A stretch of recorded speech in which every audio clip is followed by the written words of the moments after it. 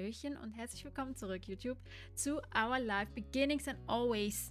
Wir machen weiter, auch wenn wir machen das gefühlt jeden Tag. Es muss mal so eine Dating-Woche geben. Jeden Tag, Montag bis Sonntag, nur Dating-Content. Das wäre es doch mal, oder?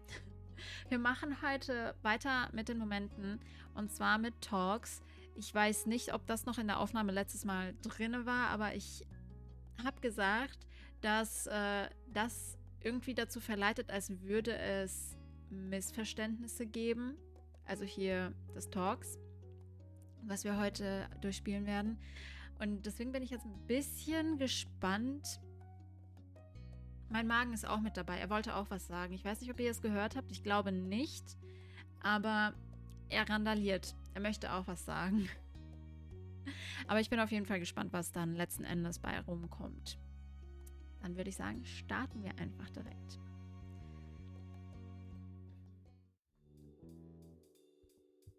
So. Another placid... Another? Fängt ja super an. Another placid summer day was drifting by. Your daydreams were chasing each other, none sticking around long enough to become a firm plan. But you really didn't mind that right now. A tapping worked its way into those dreams. Focusing more, you realized it was coming from your window. A grin popped on your face, as though it had been waiting all day for this moment. Wer das wohl ist? Heading to the window, you could see Cove outside. His habit of climbing this way really was a true covism. My God. He'd rather scale your house than wait the couple extra minutes for you to come down. You stood aside to give him space. You held a hand out to him. You stood aside to give him space. As Cove started to cautiously lower himself inside, one of his feet landed on a bag you had left nearby. He stumbled a bit but steadied himself before he could fall. Cove chuckled shakily as he got properly upright. You just shook your head. Looking a little sheepish, he brushed his hands down on his pants. Hey. Hey, Jenny. Kann man seine Stimme nicht ein bisschen tiefer machen? Hey to you. You think my mom should invest in some bigger windows? Cove laughed at that and took one last look at his exclusive entrance. He hummed with a teasing look on his face. Maybe.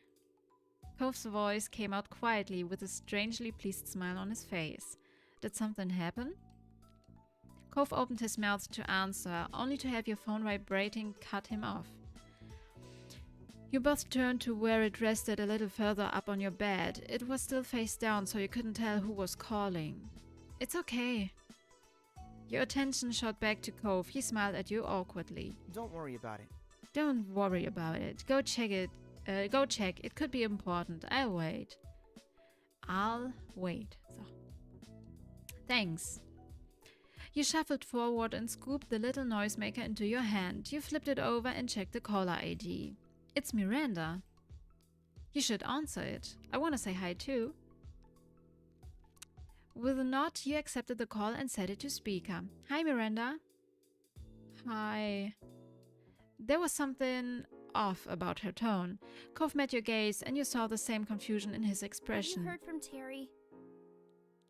Have you heard from Terry at all? Or did you hear about her from Cove? Huh? No, she hasn't called me, but Cove is with me right now. Hey. Oh, hi, Cove. Is that what you were going to say? He shook his head no before realizing that it wasn't a good enough answer when one person couldn't actually see it. No. No, Terry hasn't called me today either. Either. Is something wrong? Oh, ich habe vergessen. So. Ich vergesse es immer wieder. At that, Miranda couldn't hold herself together any longer. The muffled sobs from the other side of the line were unmistakable. Terry doesn't like me anymore, if she ever did. What? Oh, what? Das Das war nicht geplant, okay, Chat? Ich habe es nicht gelesen. Ich habe einfach nur so what gedacht. Und ausgesprochen. Und dann sagt sie auch noch what. Und Björni, guten Morgen. Wie geht's dir? Ich wünsche euch ganz viel Spaß beim Game. Und vielleicht wird es ja heute was mit dem nächsten Schritt. Ganz, ganz bestimmt. Also ich hoffe mal. Ich hoffe mal. Und Freddy, danke fürs Quaken. What? That doesn't sound right. You're probably her best friend out of all of us. Yeah, why do you think that? She sniffled, and there was a pause. You could hear her shift the phone to the other hand. Terry was here the other night, watching movies with me. We were up super late. She realized her parents probably went to bed so they couldn't pick her up. My mom and dad were definitely asleep then. Dad works early. I tried telling her it was okay to just spend the night and she could text her parents what happened, but Terry really didn't want to. You glanced at Cove. He looked equally unsure as you about where this story was going. It didn't sound like a friendship-ending situation. I suggested things to make it easier if she was nervous, like she could sleep by herself in my room while I stayed somewhere else. Yeah. And I said we didn't have to sleep at all. We could have kept watching movies until one of our parents woke up. I wouldn't have minded. No, not everyone can do sleepovers, but Terry wouldn't even tell me what was really wrong or what I could do to help. I thought we could tell each other anything. I guess I was wrong. Did she stay in the end? No. We got too loud in the kitchen and my dad woke up. He offered to drive her home when he heard what was wrong. She texted me apologizing for my dad having to do that when he needed rest, but that was it. She isn't talking to me anymore. You could hear every bit of the tears and heartbreak in Miranda's voice. This continued to be a shock for your neighbor, but Cove recovered and spoke gently. Un momento, please. Un momento.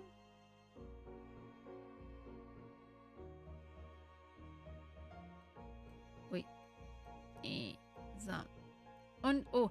Und ich weiß immer noch nicht. Machidio? Ich weiß es immer noch nicht. Mit so einem Tsch. Also so ein TSCH-Sound oder mit so einem K-Sound. Aber guten Morgen, ich hoffe, dir geht's gut. So, ich muss niesen.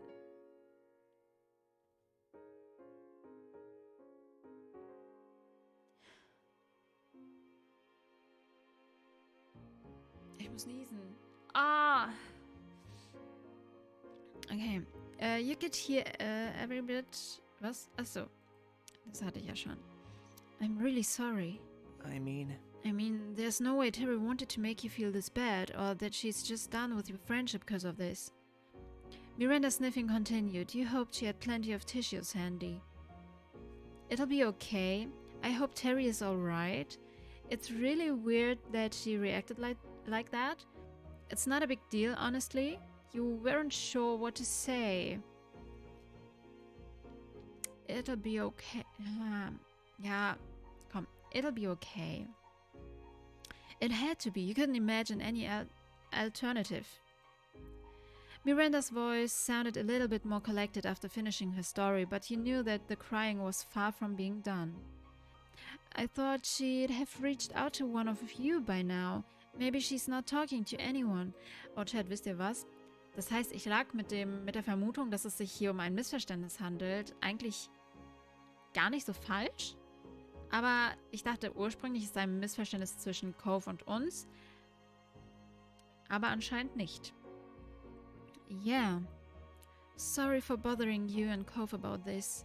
Hey, we're here for you. Right, you can tell us things. Thank you. Her shaking voice finally conveyed a little optimism, or at least relief that she wasn't dealing with it entirely on her own. Is that all right? Is that all right if you do hear from her or anything? Could you let me know if she's all right? We can. Thanks. Let's talk later, okay? Bye. Bye. Bye. Bye, bye, bye. That didn't really seem like an especially productive point to end the call, though you also weren't sure where to go from there. Looking to Cove, his face seemed as lost as yours. With no alternative, you hung up and put your phone back on your bed. Cove crossed his arms, a frown creasing his face. He began to pace the length of your room, clearly trying to put the pieces together in his head in a way that made sense. You were worried? You felt pretty confident about this working out well. It sounded like trouble to you. You weren't sure how to react. Nee, wir sind jetzt gerade ein bisschen verwirrt, und auch besorgt. Weil, warum? Was passiert da? You were worried. Biting the inside of your cheek, you stared at the ground. Hearing Miranda so distraught like that was not easy. And what about Terry? The uncertainty was tearing you up. Tearing? Also, zerreißen. The empty state of your head before learning this was not helping you now. You couldn't put two thoughts together, and flopping back on your bed, you stared into space. We should probably try calling Terry. Cove's voice managed to drag you back to some grounding. He'd stopped pacing, but you still saw a perturbed look on his face. Yeah, I'm worried about her too. You bounced up and moved to his side, ready to act on whatever plan you two could come up with. Cove started with the easiest thing. He pulled out his phone and called Terry. Cove let it ring and ring and ring and ring. Terry didn't answer. There wasn't even an option to leave a voice message. Your shoulders slumped and Cove looked even more troubled. If that was possible, he turned to you as if for some lifeline. Could you try calling? I'm gonna send a text just like, hey, I was trying to reach you, call me or something. Yeah. You took up your phone once more. Unfortunately, after another set of interminable rings, the line went dead. No answer, no voicemail. Hanging up, you saw Cove visibly deflate. He rubbed his arm, eyes distant, openly struggling with the whole affair. I don't like this at all. They're fighting, we barely know anything, and we're supposed to just wait and see? Despite it only being a minute since he texted Terry, Cove checked his phone again. He was desperate for progress, for something, and you frowned as you watched him. You need to try to relax? You're making me anxious? There's no way Terry has answered you. They're gonna get over it, you know. You stayed silent. Also ich würde gar nichts davon sagen. Deswegen bleiben wir jetzt einfach mal still. You stayed silent. There was nothing you could think to say. All you could do now was hope that Terry was alright. It was up to her to reach back out now. Glancing at your own phone in vain, you considered sending a text message too, if that would even help. This was making you feel all twisted up. You could see the same sort of discomfort on Cove's face. There was something consoling in that, at least. Words drifted from his mouth like a feeble breeze. It'll be fine. It's gonna be okay. Yeah. You could hear it in both your voices how much you wanted to give and receive reassurance. You tried to believe the sentiments, weak as they were. Well, should we... What do we even say if we do hear from one of them? His pacing resumed as he attempted to answer his own question. But it was written all over his face that he had no idea how to tackle any of this. He slowly came to another halt, like a gear winding down. We should find out Terry's side of the story. We should just comfort Miranda and let up with Terry. I don't know. We should only tell them to work it out between themselves. That's it. You wondered why you always had to come up with things.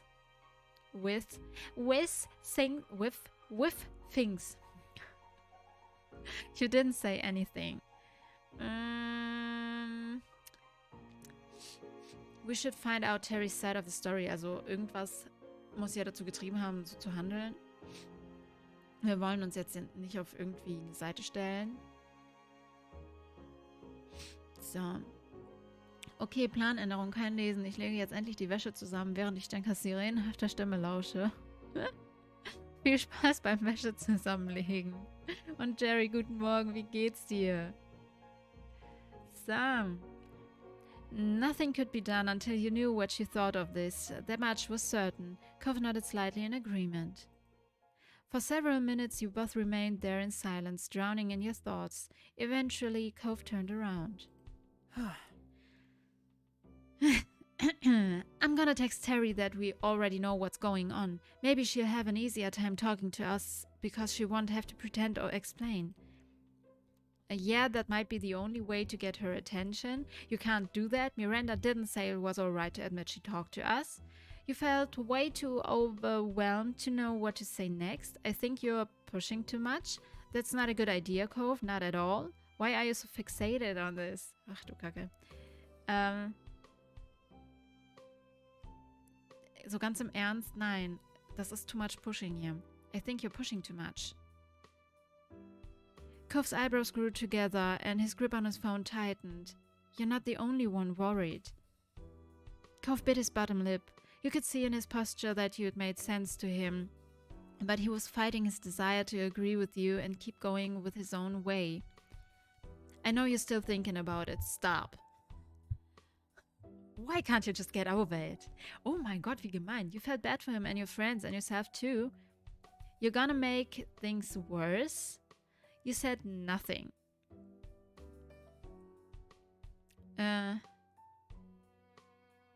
Oh, das ist Kacke. Das ist doch Kacke. Und ich habe jetzt schon wieder richtig Hunger.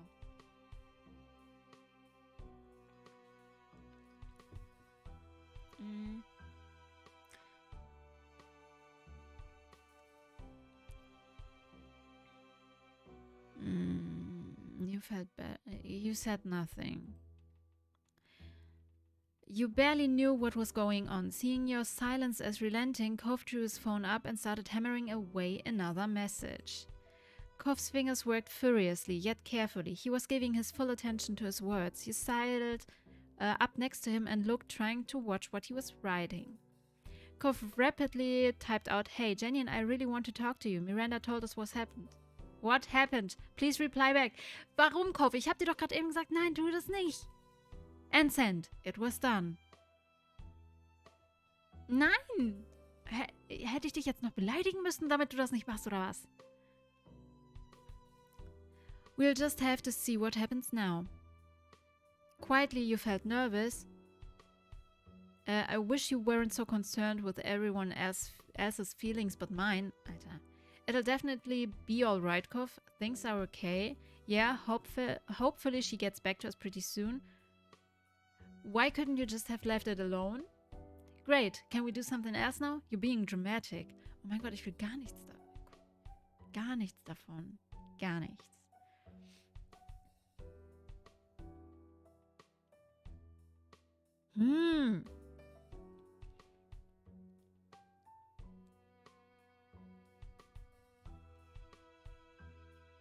Ganz im Ernst, ich bin nervös jetzt, weil er das eben doch gemacht hat. Quietly you felt nervous. You wondered how Terry would react. A wave of nausea? No, weil das heißt ja auch nauseous, ne? Hit you like a ton of bricks. Finally, it seemed to dawn on him what his words had been doing to you. All the anger and frustration crumbled away, leaving a look of contrition in its place. He put his phone away. He made an effort to smile, but it was meager and did nothing to conceal the sadness in his eyes. I'm sorry. I'm really sorry, Jenny. I never know what to do with this kind of thing. Maybe we should just forget about it. You smiled just a little bit. Finally. That sounds good to me. I'd like to be alone for a while. Could you leave? You simply nodded. Was hat er nochmal gesagt? I'm sorry. We should just forget about it.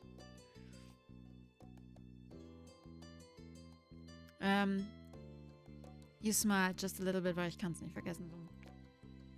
Even the slight lessening of tension between you and Cove was working wonders on your shaking heart. The last thing any of you needed was more division among your friends. A silence stretched on in what felt like hours, but it likely wasn't that long before there was a knock at your bedroom door and Mom peeked in. Just wanted to check in on you. Oh, Cove, when did you get here? When she saw your morose expressions, she opened the door all the way and the question was dropped. Ma was standing there as well. She slipped past her wife to come inside your space. Everything okay? Oh, what's with the long faces? Are you both okay? You tried to nod, but it was no use. Your voice cracked despite your best effort to not let it get to you more. You couldn't even lift your eyes off the floor, as though the weight of your worry was dragging you head down. Miranda and Terry had a big fight, and none of us can get a hold of Terry. Your parents exchanged a meaningful look, though its meaning was lost on you. Sind die nicht erwachsen? Warum? Naja, egal. I'm so sorry. I'm so sorry to hear there's trouble with your friend, sweetie. Is there anything we can do to help? Out of the corner of your eye, you saw Cove rub his arm awkwardly, unable to add anything. No, we're just waiting to see if Terry calls or texts, or if Miranda does. Well, we can at least help you take your mind off things while you're waiting. Yeah. Another great idea, Lanny. We can get the whole gang together for some quality time. Und Aratanior. Habe ich schon wieder vergessen, wie ich dich nennen darf.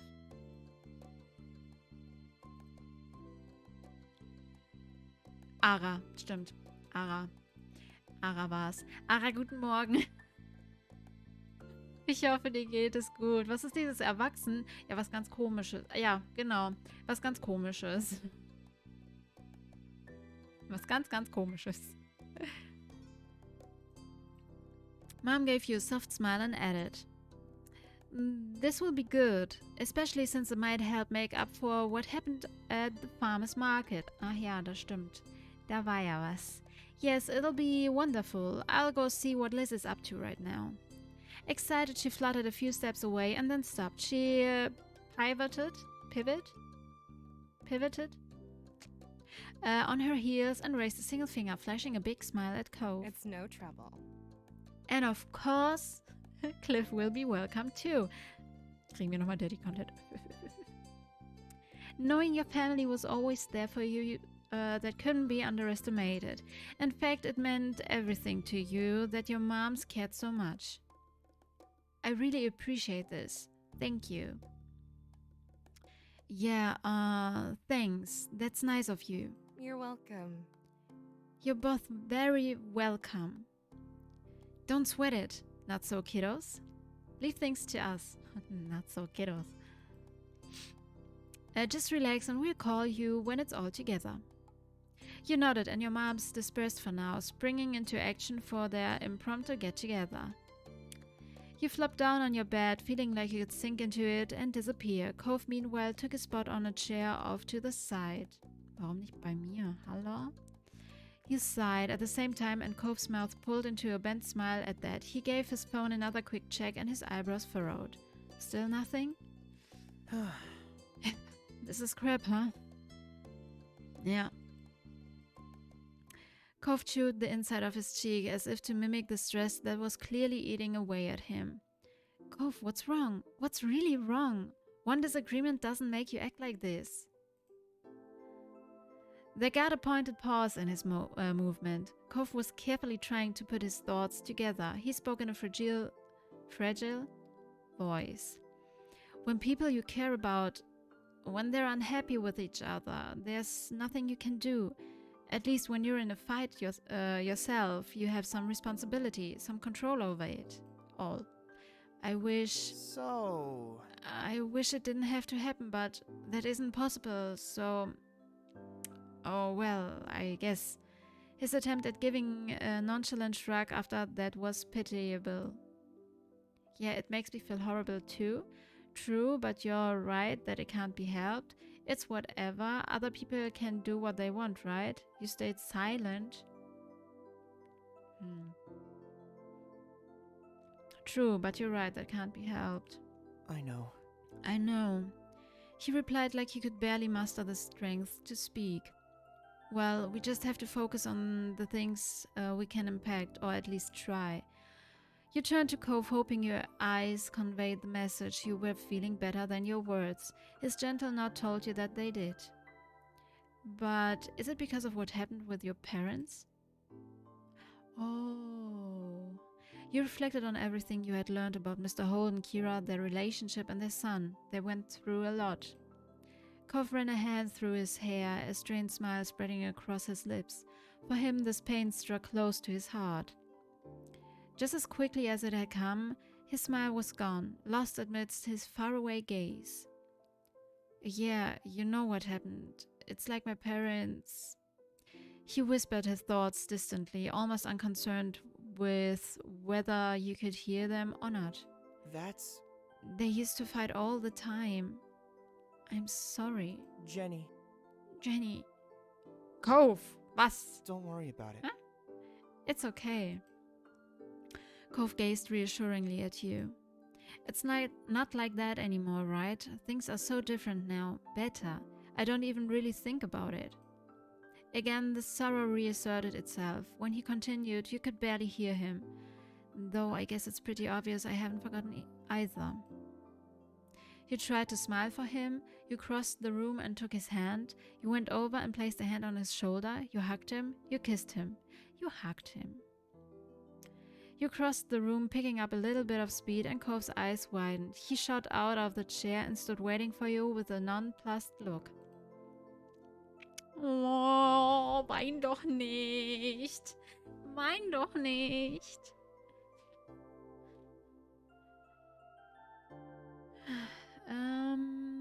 Gestern habe ich erfahren, dass ich ab nächstem Monat endlich wieder in einem Projekt bin. Endlich wieder Testing. Oh, nice. Herzlichen Glückwunsch. Bin definitiv nicht für Hotline gemacht, war davor im First Level Support für Zahnarztpraxen. Ah, okay.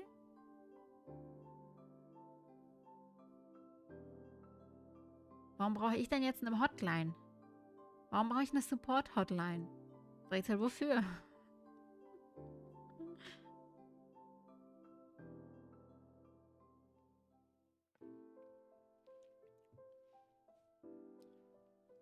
Boah, ich muss nach dem Moment, wenn wir das durchgespielt haben, ich muss ganz dringend was essen, ey. Oh, ich habe schon Kopfschmerzen tatsächlich, weil ich so Hunger habe. When you collided into him, wrapping your arms around his middle and knocking the air out of his lungs, all mystery was gone. Cove squeaked. Oh. Oh!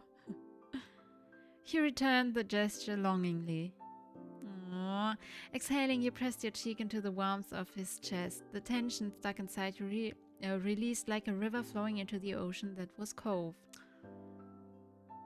Damit du endlich sagen kannst, dass der Red Button klingelt? Was ist denn jetzt der Red Button? The firmness of his hug told you Cove didn't plan on letting go anytime soon. You both needed the comfort and closeness for just a little bit longer. When he finally did, he kept hold of your hand. The two of you took a seat again, this time side by side on your bed. Well... Today was a lot, huh? Yeah, it was. You sat there contentedly. You leaned against him. You caressed his hand. You leaned against him. Resting the side of your head onto his shoulder, you glanced up at his face. Cove watched you affectionately. In that gentle gaze, you finally felt like everything was going to be okay.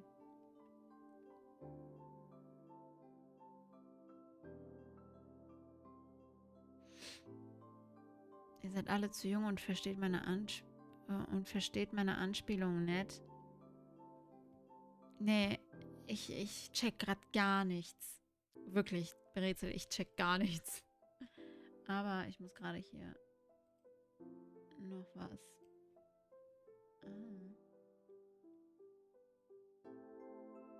So, muss ich hier gerade noch was kurz ändern.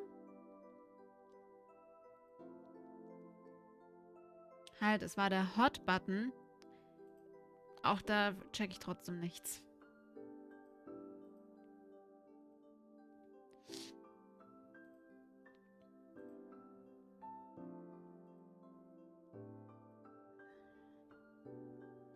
In that gentle gaze, you finally felt like everything was going to be okay. No matter what happens, we can make it work. Work. His mouth pulled into a bent smile at that. You chuckled, resting your head comfortably back on his shoulder. Me too. I think so too. You couldn't sit still anymore.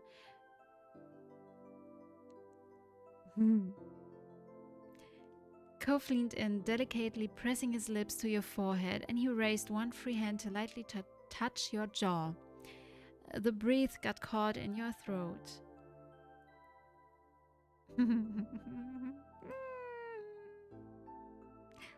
When you remembered to breathe, blood rushed to your face, turning your skin a deep red. You tried not to think about how hot you were feeling, because after everything that happened today, you were just grateful for the moment. And for a while you stayed like that, a comfortable quiet fell between you, and the sun fell with it. The warming calm ended when Cove gasped sharply.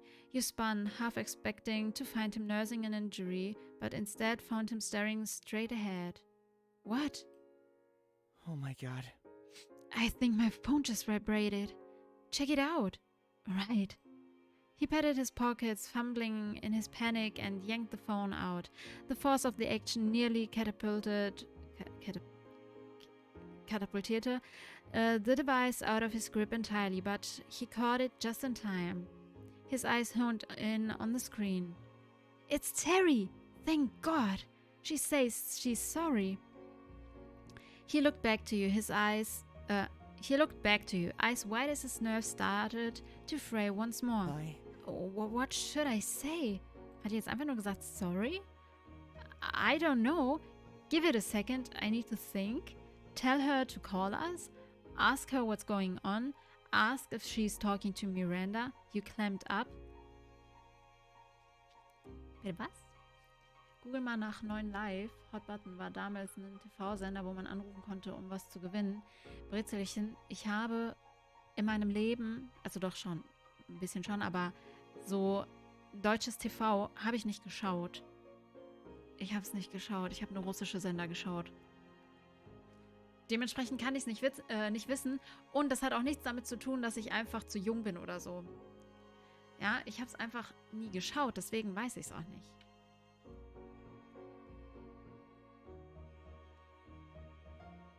Und das Einzige, was ich geguckt habe, was war das denn? Ich glaube, ich habe damals immer zur Kindergarten- und Grundschulzeit, habe ich immer mit meiner Oma, ich glaube, der Bergdoktor oder so geguckt. War das der Bergdoktor? Ich weiß es nicht. Ich kann mich auf jeden Fall nur an eine Stelle erinnern, da waren so ganz viele Kinder nebeneinander gelegen in so einem Zimmer, weil die krank waren. Und eine sollte dann halt Fieber gemessen bekommen, noch mit diesem Quecksilberthermometern da. Und die hat es durchgebissen. Daran kann ich mich noch erinnern. Ich weiß gar nicht, ob das der Bergdoktor war. Aber es war irgend so eine deutsche Ärzte-Serie. Und die habe ich halt immer geguckt. Oder diese eine Gerichtsserie, ich weiß auch gar nicht mehr, wie die heißt. Das habe ich auch immer mit meiner Oma geguckt. Und wenn ich dann aber zu Hause war, habe ich halt immer die russischen Kinderserien geguckt. Diese Erklärung ist vollkommen logisch. Das kann ich nicht akzeptieren. Tja, musst du. Okay, so. Ask her what's going on. Okay. He nodded and began typing. Cove was aware that his blunt words could sometimes make others bristle, even though he never meant them to hurt. Cove's fun buzzed nearly as soon as the message was sent. Ah, it's Terry again. She's talking to us. She asked about what Miranda said, but wait. You leaned in, watching the conversation unfold on Cove's screen. She's gonna actually call. Cove held his breath as he waited. His circle of friends had always been small, so he'd managed to avoid the stress of seeing friends fighting. You suspected he was feeling his even more keenly, both because this was so uncommon and the friends so important to him. His phone rang out. Cove jammed the answer button. He switched the phone into speaker mode, allowing you to participate in the conversation. But despite his immediate reaction, his voice lacked the same resolve when he spoke. Hey, It was tentative.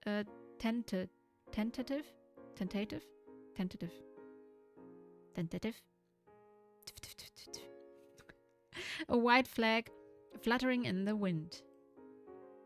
Jenny is here too. Hi, we've been worried about you. Hey. Hey, buddies. Terry's voice was barely recognizable without her usual quick patter and energy. Are you okay? Are things okay? I don't know. Probably not. Cove tensed, his free hand coiling into an anxious fist. What happened? Don't you know already? Miranda explained some of it, but it doesn't make sense to us. You heard Terry sigh over the phone as she unburdened herself. Pretty much, I was at Randy's house. We decided to watch some movies she super liked that I'd never ever even seen before. Turns out there's a lot of those. We watched one, then another, then another. We were having so much fun. Each time one finished, she had another one to share with me. I didn't really think about the time. I only wanted to say yes to Randy and watch her movies. She spoke wistfully, but her words were full of affection. It was Randy, you know. I wasn't thinking about my schedule or what time it was. I get it. Ich glaube, ich hab's auch. Ich hab's, ja. Then I finally saw the time. And oh no, it was way too late. I already knew I couldn't stay. She took a deep breath, her voice becoming softer when she resumed talking. I was so stressed out. I just couldn't deal with it.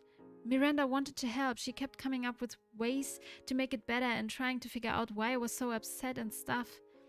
I was trying to answer her questions, and there were so many.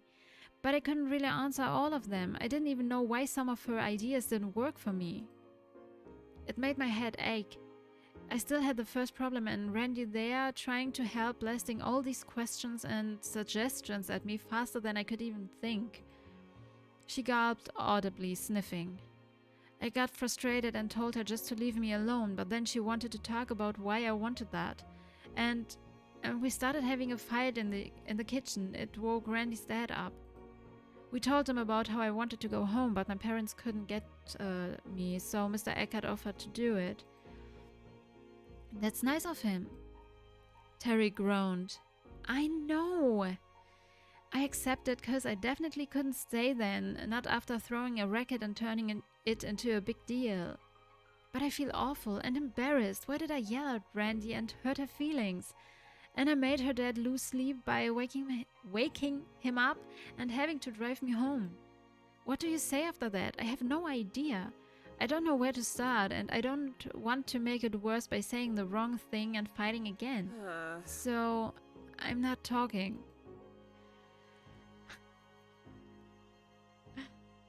Oh my god. Oh my god. Warum? Warum? Warum machen die so?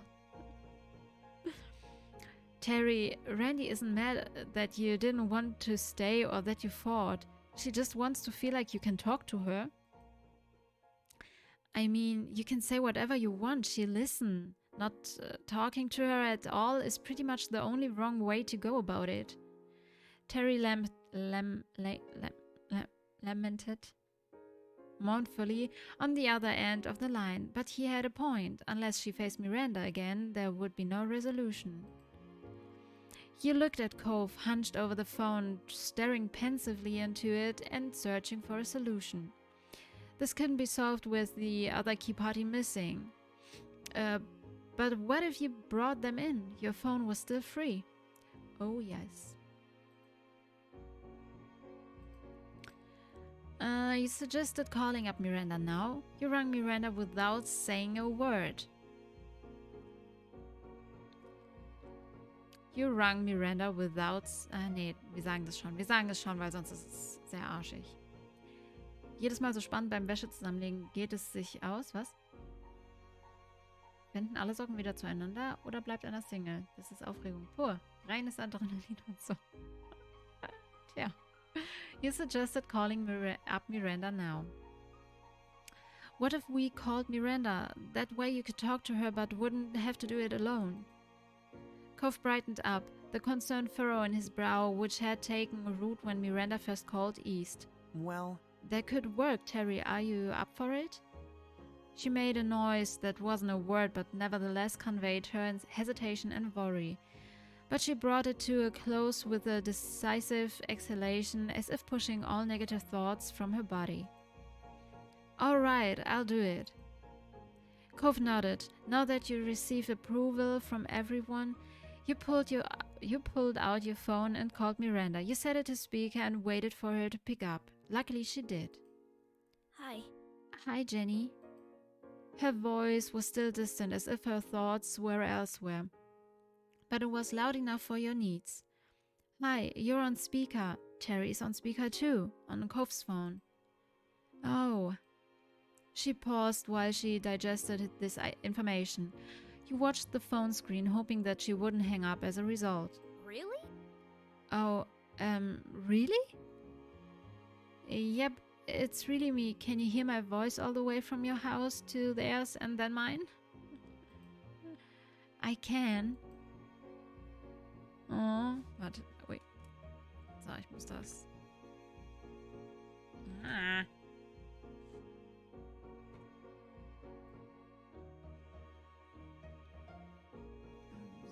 Ups. Hallo? So.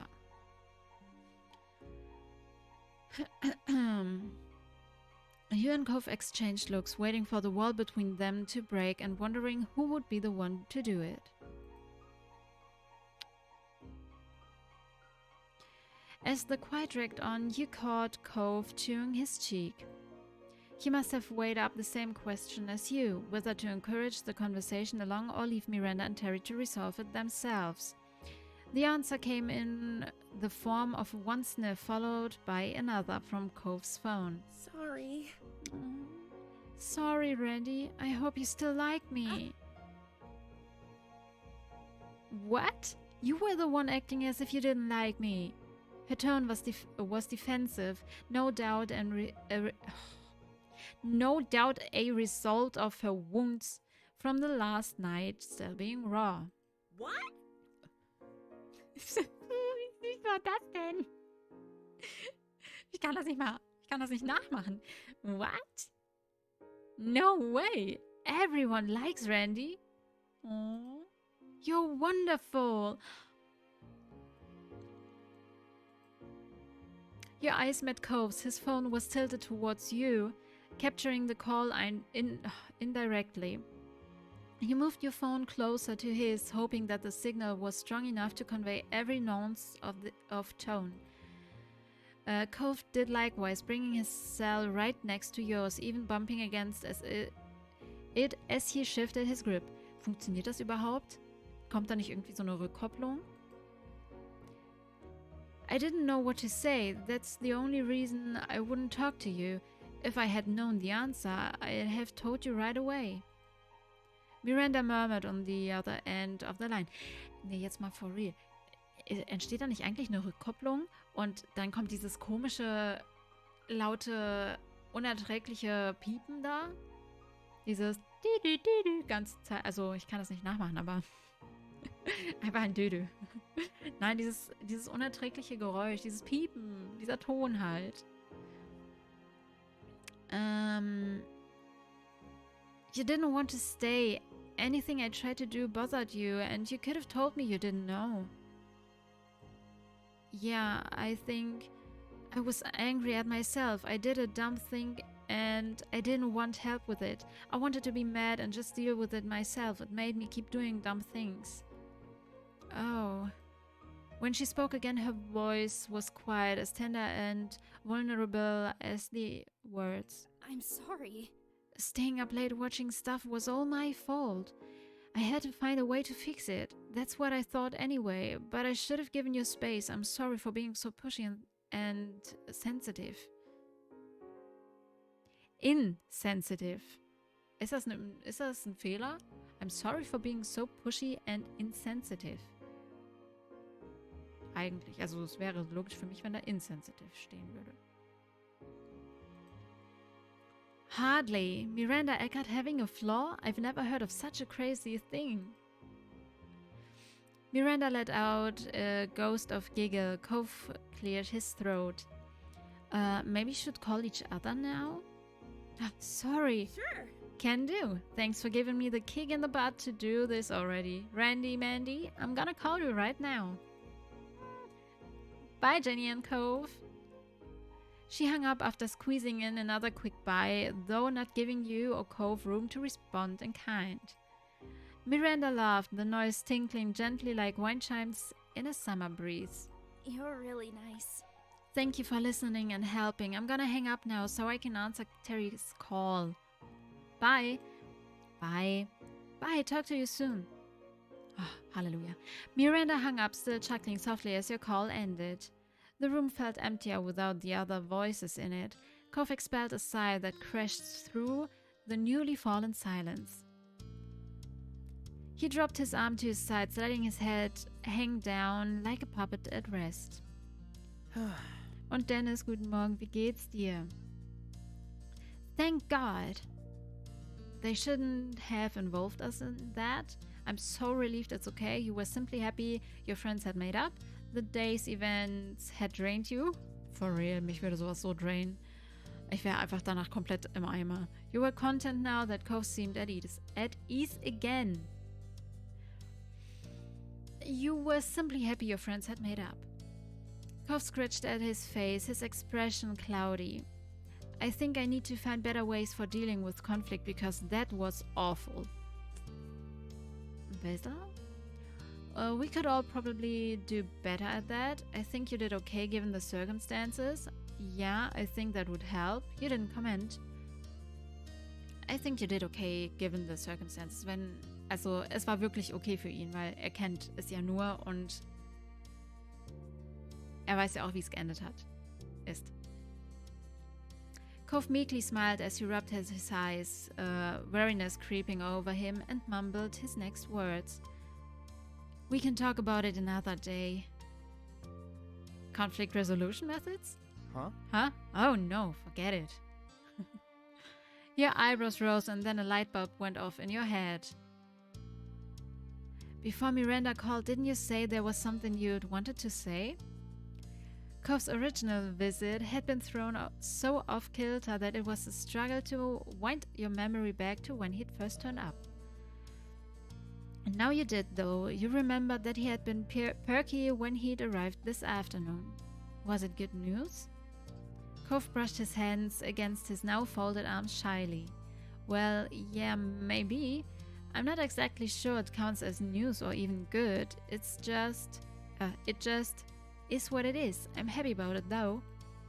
You were curious, but you didn't want to push Cove if he didn't want to speak about it.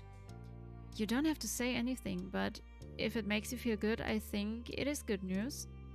Cove chuckled awkwardly, a hand creeping up to ruffle the hair on the back of his head. It's fine. If you want to hear, I can tell you. He shifted on his feet as if a different posture might give him the support he needed for the conversation. I didn't want to make it a big deal, but I kind of, not kind of, I just know what my sexuality is now. Woher kommt das denn? Woher kommt das denn? Voll aus Kontext gerissen, aber okay. Cove, tell me boy, it's okay. Alles ist okay, alles wird akzeptiert. Oh, a real subject change, huh? Ja, schon. He chuckled. True, it was unexpected, but you were excited that Cove had come to understand himself more and glad he wanted to share that with you. That's great. Tell me more. Cove drew a breath, straightening up. I'm demisexual. Ooh, wow. Ooh, okay. So, most of the time I don't really have those kinds of feelings, physical ones and stuff. Außer mit einer Person, der du dich sehr verbunden fühlst. Boy, Das ist, glaube ich, die einzige Sexualität, mit der ich mich mal befasst habe.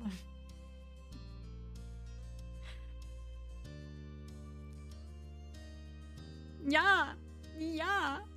It's only in some situations when I'm already really emotionally and romantically connected to someone that I start to ever think about anything sexual, and it's only with them. Sagst du gerade, du... Kauf!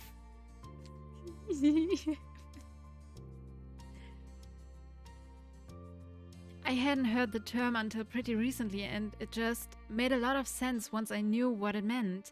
I had a word that fit how I felt. Yeah.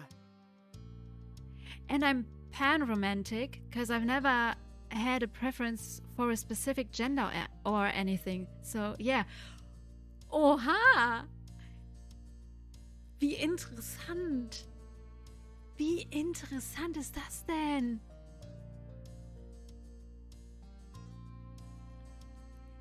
Wie interessant! That makes sense. Kuf looked down at the floor, being so open and direct about a matter that personal, which you were sure he'd spent a long time trying to figure out, seemed to be kind of weird for him. Despite that, there was a small proud smile on his face, and when he looked up again, his gaze was steadfast. That's really nice to know. Have I ever pushed you or made you feel uncomfortable? So does that mean you're thinking... Ohne Witz, Chat, genau das ging in meinem Kopf vorhin ab.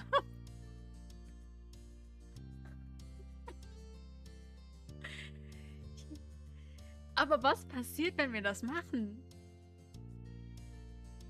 Ich bin ein bisschen neugierig jetzt, ne? You felt proud of your boyfriend too. Hm.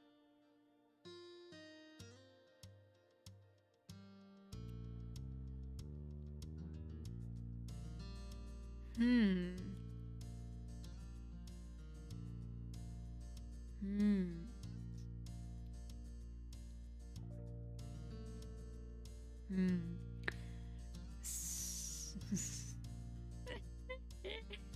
Ich will es ausprobieren.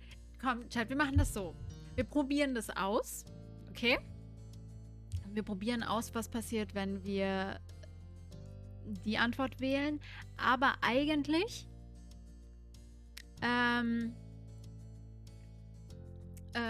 möchte ich halt, you felt proud of your boyfriend too. Nee, doch. Doch. Eigentlich sind wir stolz, dass er sich jetzt gefunden hat. Dann gehen wir damit, okay? Ich will einfach nur wissen, ich möchte nicht pushen oder so, aber ich will wissen, was passiert.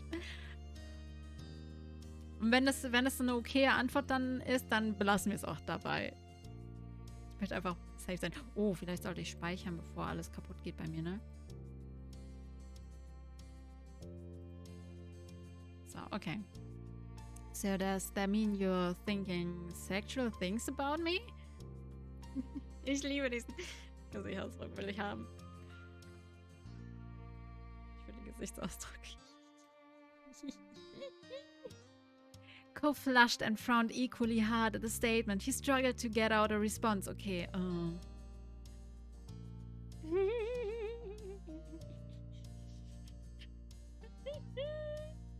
Passiert jetzt was? Oh mein Gott, Chat. Passiert jetzt was? Ja. Yeah. Oh Gott, du treibst es zu weit. Kind, du treibst es zu weit. What kind of thoughts? Jenny, you don't need to ask that. You weren't sure that was true, but couldn't help chuckling at how bashful he was. And no matter what, you wouldn't be getting a more explicit response than that right now. The topic was dropped. All this talk of Cove's sexuality made you reflect about your own. Your feelings on yours hadn't wavered. Your view had evolved since when you were younger. Ich weiß gar nicht mehr, was wir gemacht haben, aber ich glaube, wir sind ja direkt ganz normal gewesen. Also, was heißt ganz normal gewesen, aber aus meiner... Das, was wir angeklickt haben, ist auch jetzt noch für uns das Normale. Ich glaube, wir müssen das jetzt wissen.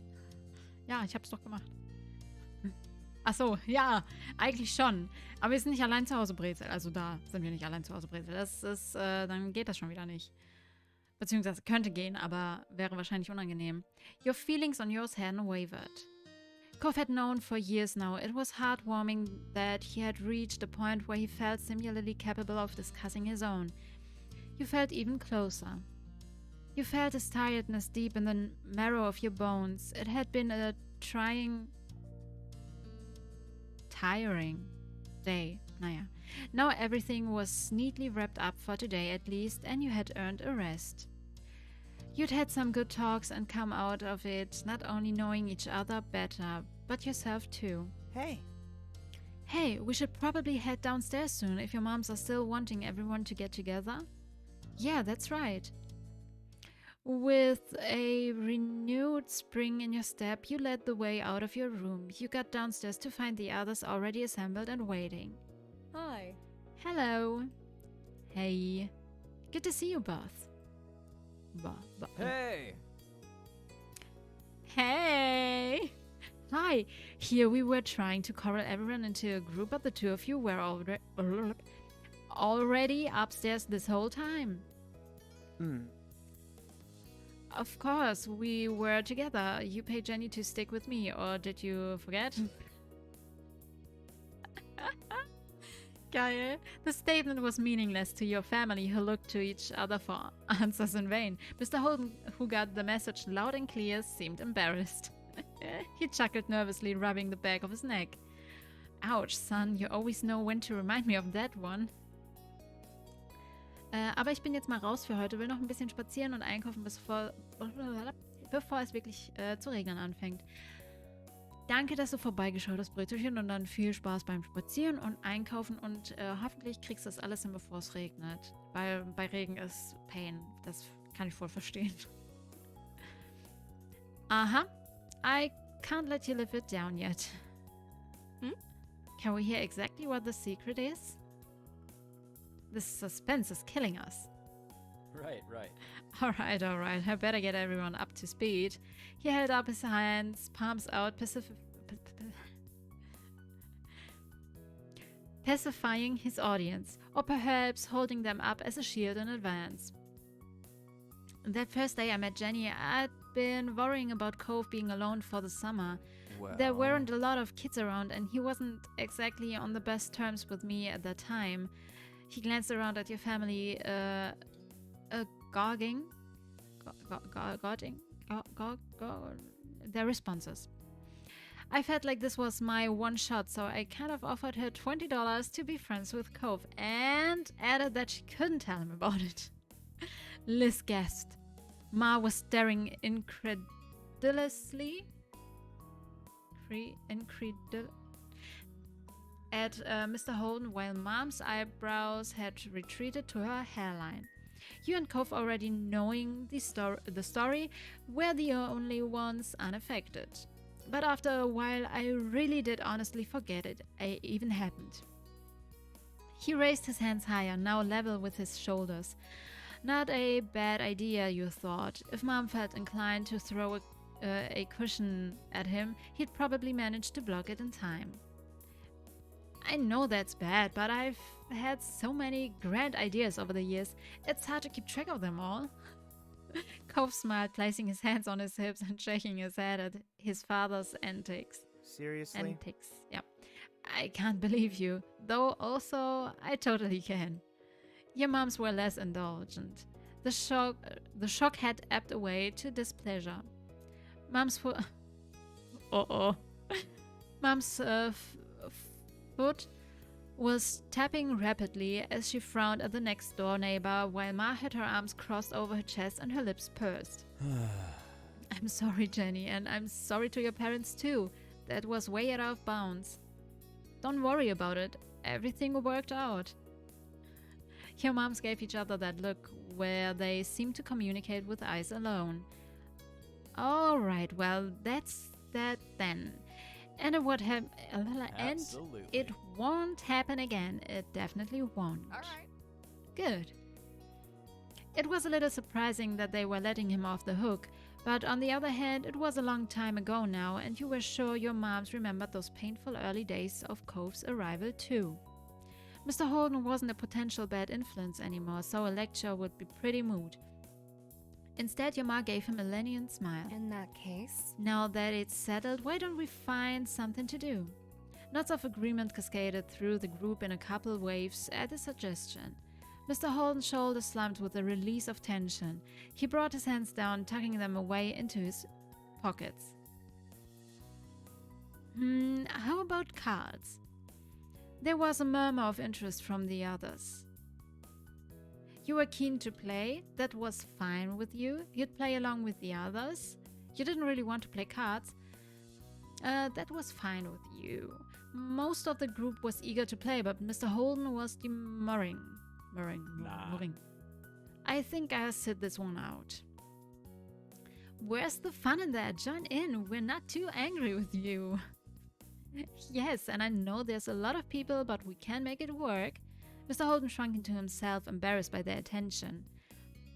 Dad, you love playing cards. We do it at our house all the time.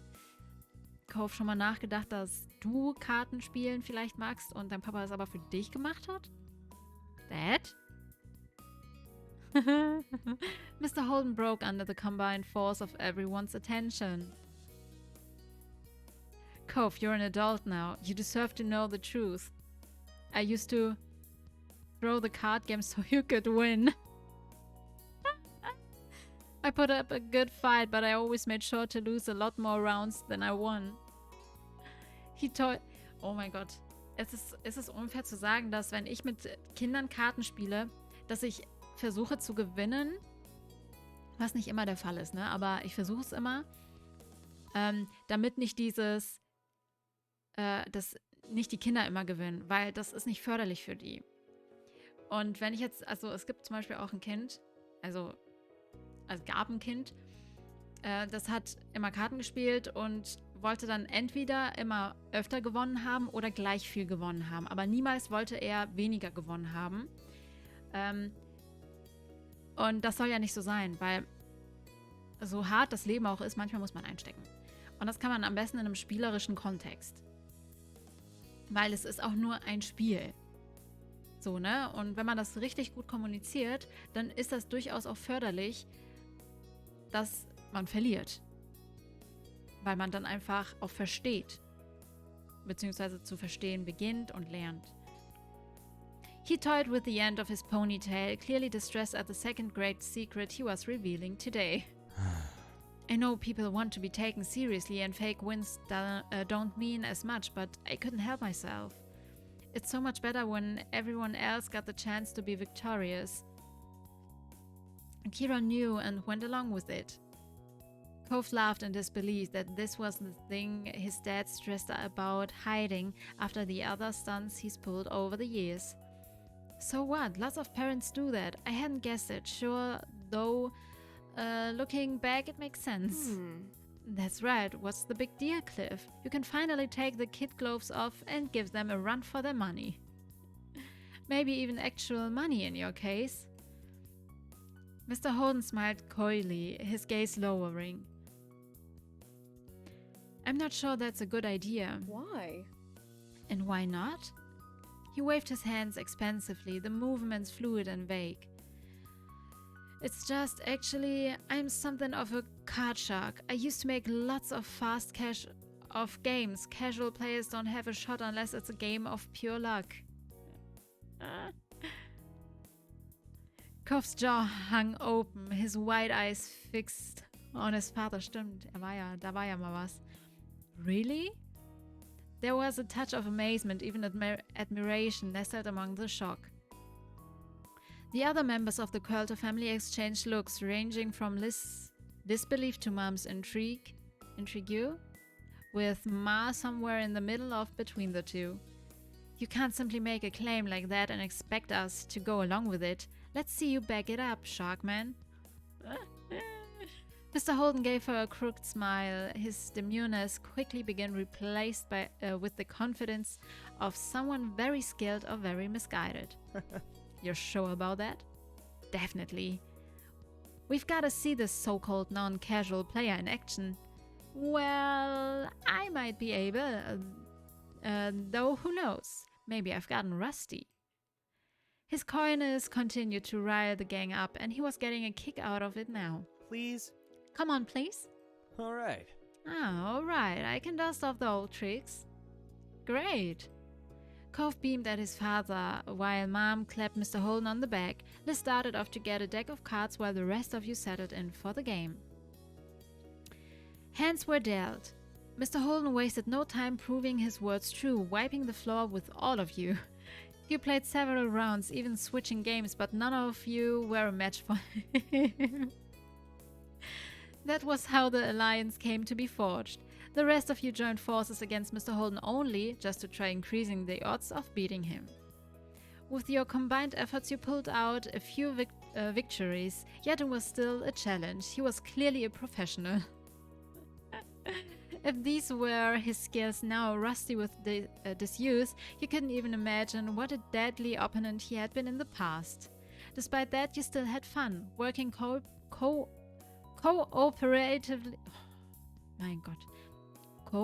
Cooperatively actually fostered a sense of camaraderie with the others. Mr. Holden didn't appear fazed by this strategy. Oh my God. You actually wondered whether the increased challenge made it more interesting for him. You spent the rest of the afternoon together with your family and the Holdens, having fun. It was an interesting evening for sure, with many discoveries for everyone. It was freeing, and yet simultaneously you felt more tied together than you had been before. Das war's mit dem Moment Talks. Also, was lernen wir daraus? Also, es sind viele, ich würde jetzt nicht mal Geheimnisse gelüftet worden, aber es wurde viel gesagt, was eigentlich eher nicht mal verschwiegen. Es wurde gesagt, was gesagt werden musste. Beziehungsweise es wurden auch ein paar Geheimnisse gelüftet, ne, seitens von dem guten Daddy. Aber was haben wir jetzt eigentlich heute alles gelernt? Wir haben einen Konflikt zwischen unseren Freunden geklärt. Wir haben 2 Geheimnisse von Coves Dad erfahren. Und der wichtigste Schritt, finde ich, Cove hat zu sich selbst jetzt gefunden und herausgefunden, was seine Sexualität ist. Was übrigens sehr schwer ist, wollen wir mal gesagt haben, ne? Aber es ist toll, wenn man es dann herausgefunden hat für sich. Und er hat uns das dann halt auch gesagt. Und ich finde gerade, dadurch, dass er gesagt hat, dass er demisexuell ist, das gibt dem Ganzen noch eine andere Gewichtung, weil eben wirklich diese innige emotionale Bindung zu dem Partner bestehen muss, damit man überhaupt beginnt, halt in die sexuelle Richtung zu gehen. Und, also beziehungsweise in diese krassen, intimen Seiten einer Beziehung. Und das hat er ja bestätigt, dass es bei uns dass es bei uns der Fall ist. Dementsprechend ist das irgendwie ein sehr wundervoller Moment gewesen, den wir da durchlebt haben. Ja, ich würde die Aufnahme dann hier beenden und erstmal was essen. Und dann machen wir, glaube ich, mit Serendipity weiter. Das heißt, wir sehen uns gleich wieder, also beziehungsweise im nächsten Part. Dann bis gleich. Tschüssi.